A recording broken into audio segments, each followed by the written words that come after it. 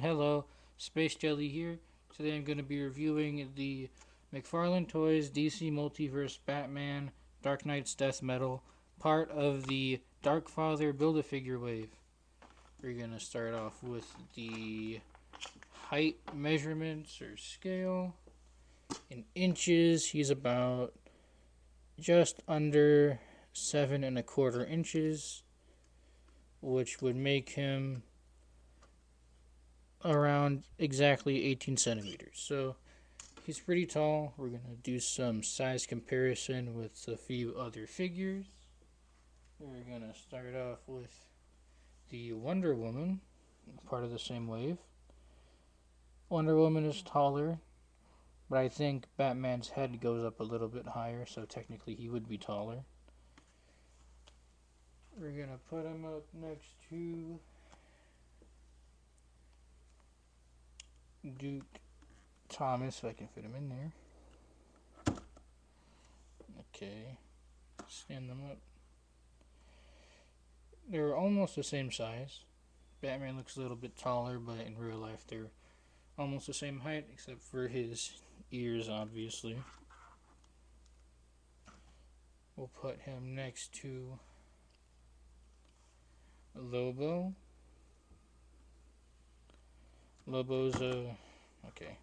We'll talk about the standing problems. Lobo's a lot taller than him. Okay, and now we're gonna talk about the. I'll talk about it later.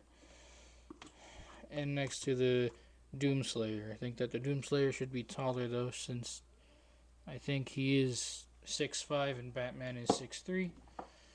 But whatever, you can see here on the bio, or 6'2", I guess. So yeah, the height is okay, and the accessories, like I'll show now. The card, he came with his own card. I showed that already. He came with his display stand that you're gonna need, and he came with his scythe guitar thing. It looks okay. The detailing is okay in the sculpt work. The paints are also okay, but I would have liked the dry brushing on the guitar strings.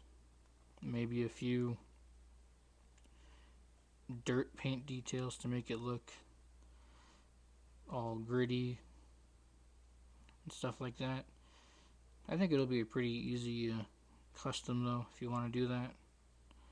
So yeah, the accessories I'll give it like 2.5 or 3. He doesn't really come with anything else, just the guitar, but the guitar's kind of cool. Now we'll talk about the figure. We're going to talk about the aesthetics. The cowl looks pretty cool at first glance. However, if you I know that some people might not like the small ears. I actually like that. I like the small ears on Batman. That's what I personally like. But the head is shaped very weird. You can see here that the nose and the chin protrude out way further than the forehead. So he kind of has this weird aerodynamic look, is the best way I can describe it. It looks pretty. It looks kind of weird. I'll try to find another Batman to compare it to. Here, we'll talk about this one. His forehead, as you can see, it goes forwards and lines up with the nose and the chin. Profile shot on this Batman's a little bit weird, but I'm guessing that most people won't care. He has this wash in his mouthpiece that makes him look like he has a little bit of stubble. He has some very light dry brushing on his jacket, on those straps. Lots of sculpted detail on his gauntlets. We could look at his torso. Nice sculpted detail. The Bat logo looks pretty well. This is probably one of the best Bat logos he's ever done. But it's covered by a jacket, so it's weird. Not much paint on the back. This jacket could definitely use a dry brush. His legs have these straps on it, which is kind of weird because these straps have a wash in them. I'm not sure why. Straps are not painted. Pegs that are painted though, which is a little bit weird. We never see him do that. I don't know why he did it with this figure. The boots are detailed nicely, so everything is detailed nicely. He's just missing a little bit of paint. The belt looks pretty cool too. You can see the whole belt. It looks decent. So yeah, he has very nice sculpted detail, but he does have a few problems with the proportions in the head and the lack of paint detail. But I still think he looks okay. I'll give his aesthetics like a 7 out of 10. I think that's reasonable. Jacket's very soft plastic. So let's go into the articulation. He has a double ball peg in the neck. He can look up pretty far because of that. He can look down really nicely, so you can get some good poses out of him. Neck tilts, rotates, looks nice. You can put him in some nice poses. Shoulders are on the rotator cuffs. They kind of move, but not really. I think if you were to force them up anymore, they'll pop out. But they do get to a little bit better than horizontal. Forwards, backwards, bicep rotation. The spikes are not continued on the bicep. I don't know why, but it's whatever. Double jointed elbows, you can probably get more range out of them, but I don't see why you'd want to. They're kind of ugly. Ball hinges, standard ball hinges on his wrists. The gauntlets are kind of warped in the packaging, so some heat might fix that. He has a lot of spikes on him. Lots of opportunities to customize him. This torso piece actually looks really good in terms of anatomy. I'll try to see there. It's almost like a nice classic Batman. But whatever. Yeah, he doesn't really crunch forward that much. It's mostly the bottom joint.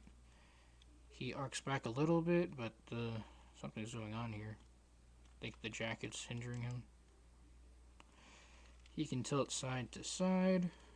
Full rotation on both. That's decent. His diaper piece is squishy, so his legs can kick forward that far. That's pretty good. They kick back really far, so that's pretty good. Let's try not to do his legs are kind of weird. Not sure what's going on with the diaper piece not wanting to flex. Let's do that. He can get a full split pretty easily. Not much thigh swivel up here, a little bit, but with this figure specifically, you do actually get a real thigh cut in it. Full rotation. This is probably because he also has a separate bike accessory that you can get. So that's kind of cool. Double jointed knees don't get better than that much range, so that kind of sucks. The proportioning is a little wonky, but it's okay. The ankles fully rotate, hinge up, hinge down. They're on ball hinges, so you can get an ankle rocker and a toe hinge, which is a little bit better than the rest of the wave. So this Batman figure is not bad. He's pretty good. I forgot to mention these buckles are painted. The articulation is actually pretty decent on this figure. I'd give it maybe like an 8 out of 10. So overall, this figure's pretty decent. He looks like the comic book art. A few things are problems like the head shape and the lack of paint and the odd proportioning, but if you're just going to stand him up to look cool, he'll look cool. So yeah, anyways, thanks for watching. Thanks for liking, commenting, and subscribing. I hope you enjoyed the review. Please make sure to check out the Patreon if you feel like you want to. Each tier has its perks. Also check out the tipping options. All proceeds will go towards future giveaways, better equipment, and more figures for us to review. Both of the links will be in the channel bio. Thanks for watching, and we'll see you in the next video. See ya.